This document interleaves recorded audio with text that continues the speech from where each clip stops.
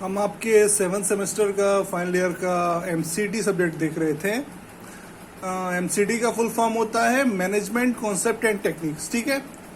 और हमने स्टार्टिंग से किस चीज़ में स्टार्ट किया था, प्लानिंग। यानी कोई भी ऑर्गेनाइजेशन अगर सेटअप होती है ना, स्टार्ट होती है, तो बेसिकली उसको क्या चाहिए होता है, एक प्लानिंग चाहिए होता है ना, जिसके थ्रू वो अपना एफर्ट लगाए, उस एफर्ट को फोकस्ड लगाए, है ना।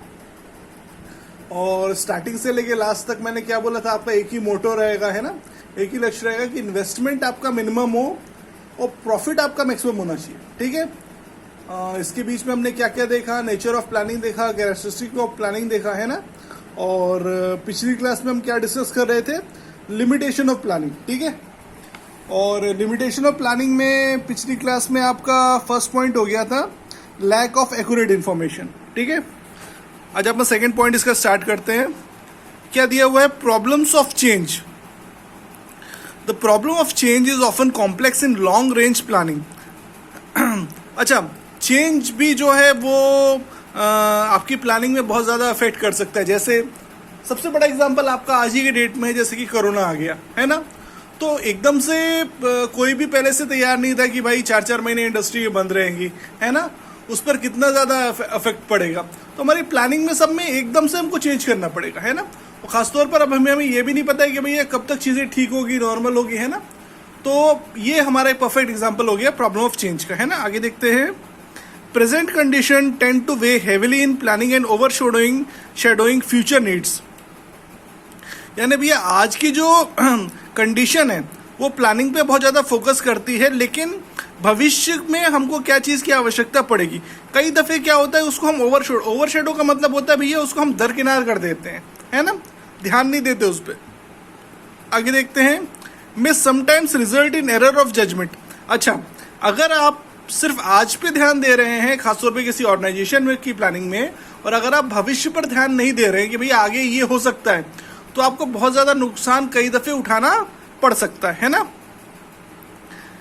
Such factors are as technology, consumer taste and desires, business condition and many others change rapidly and often unpredictably। यानी क्या चीज़ भैया, देखिए आगे चल के कौन सी टेक्नोलॉजी आने वाली है ना।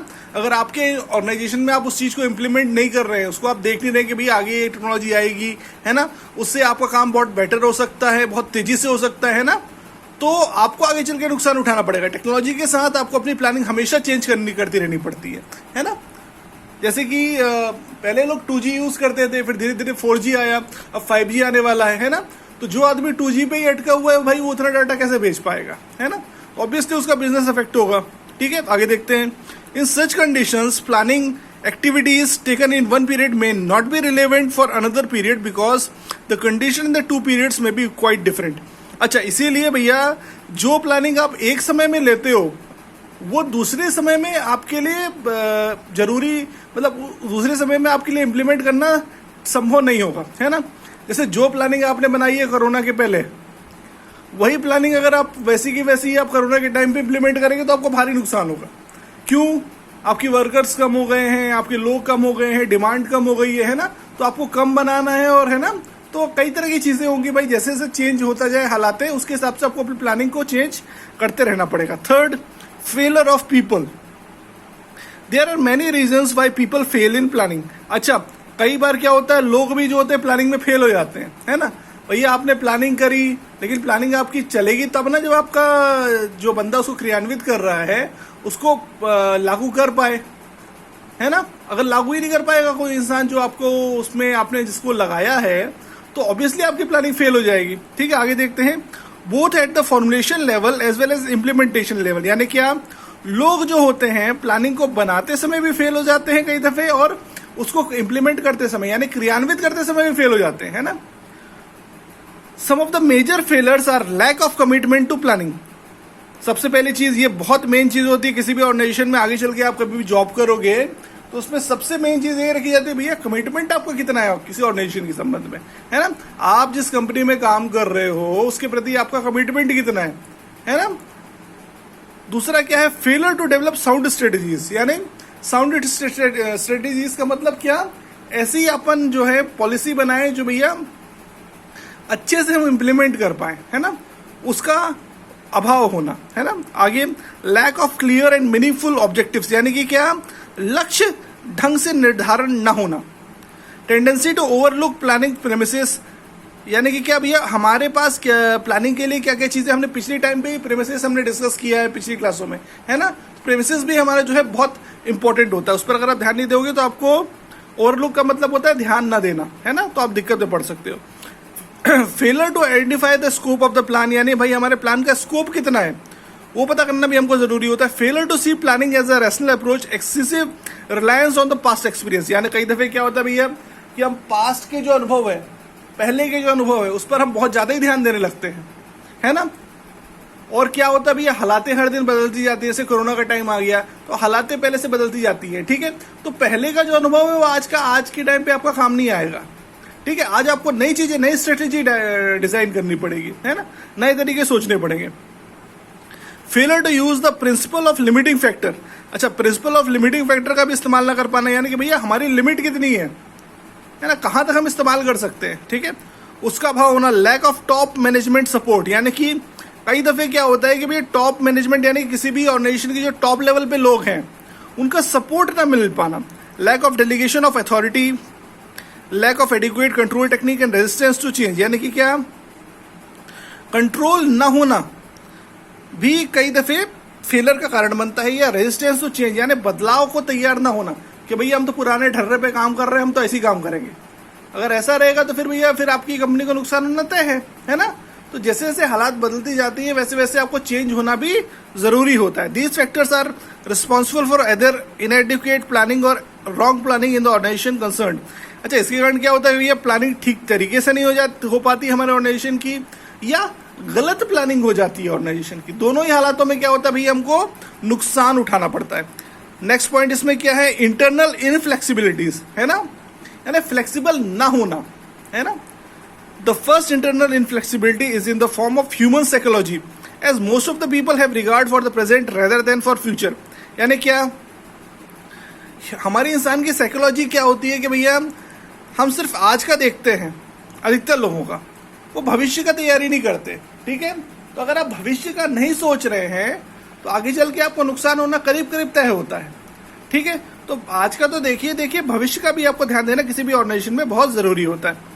दस resistance to change is a basic factor which works against planning because planning often depends on the change.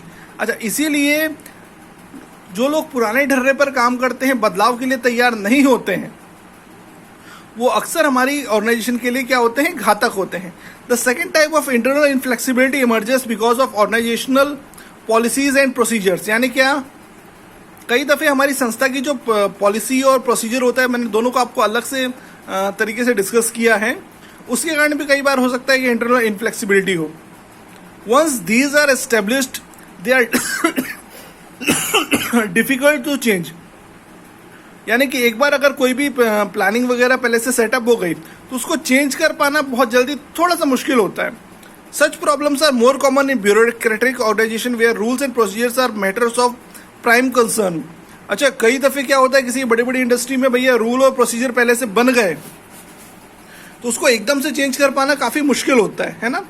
The third type of internal inflexibility comes because of long term capital investment. यानी क्या होता है भैया, internal inflexibility का main कारण ये भी हो सकता है कि भैया किसी भी ऑर्गेनाइजेशन में हमको लगातार, कैपिटल का मतलब क्या होता है, पैसा इन्वेस्ट करना पड़ता है, ठीक है। उसमें भी दिक्कत आ सकती है कई बार। Long term planning is not a process of making future decisions. अच्छा, लॉन्ग टर्म प्लानिंग का मतलब ये नहीं होता कि आप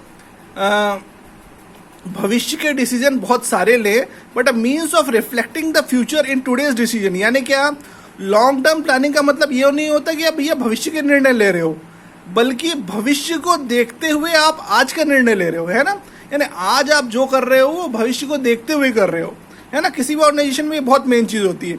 if the organisation has made a long term investment it is committed by that and future actions have to be taken in the light of investment. यानी क्या, अगर किसी भी ऑर्गेनाइजेशन ने बहुत लंबे समय तक के लिए कहीं पर इन्वेस्टमेंट कर दिया, इन्वेस्टमेंट यानी पैसा लगा दिया है ना, तो उसके जो भविष्य के जो भी एक्शन होंगे वो किस पर निर्भर करेंगे भैया, उसने जैसा इन्वेस्टमेंट किया है ना, उसके आधार पर ही उसके भविष्य के एक्शन जो है निर्भर करेंगे। Thus managerial planning is limited to that extent, यानी इसलिए मैनेजर जो भी प्लानिंग करता है वो वहां तक क्या होता है, रुक जाता है। क्योंकि भैया अगर इन्वेस्टमेंट आपने इतना ज़्यादा कहीं पर कर दिया है तो आपको भैया उसी हिसाब से ही चलना पड़ेगा। External inflexibilities, managers are confronted with many external flexibilities and they do not have control over these. अच्छा, कई सारे एक्सटर्नल फैक्टर्स भी होते हैं जिसमें मैनेजर का कंट्रोल नहीं होता है। दीज फैक्टर्स में भी social, technological, legal, labour union, geographical and economic. अच्छा, कई दफे कई तरह की चीजें और भी होती है, जैसे सोशल सामाजिक परिप्रेक्ष्य हो सकता है, लीगल परिप्रेक्ष्य हो सकता है, जिसमें भी हमारा मैनेजर कंट्रोल नहीं होता है। The managers have to formulate their plans keeping in view the demand of these factors, यानी इन सब चीजों को देखते हुए ही मैनेजर को अपना प्लान बनाना पड़ता है। Thus their scope of action is limited, making planning ineffective in many cases. यानी भैया लीगल कानूनी वगैरह दावपेच वगैरह कुछ आ गए हमारे ऑर्गेनाइजेशन पे, तो हमारे मैनेजर को उसी के हिसाब से ही काम करना पड़ेगा, वो अपना दिमाग अलग से नहीं लगा सकता।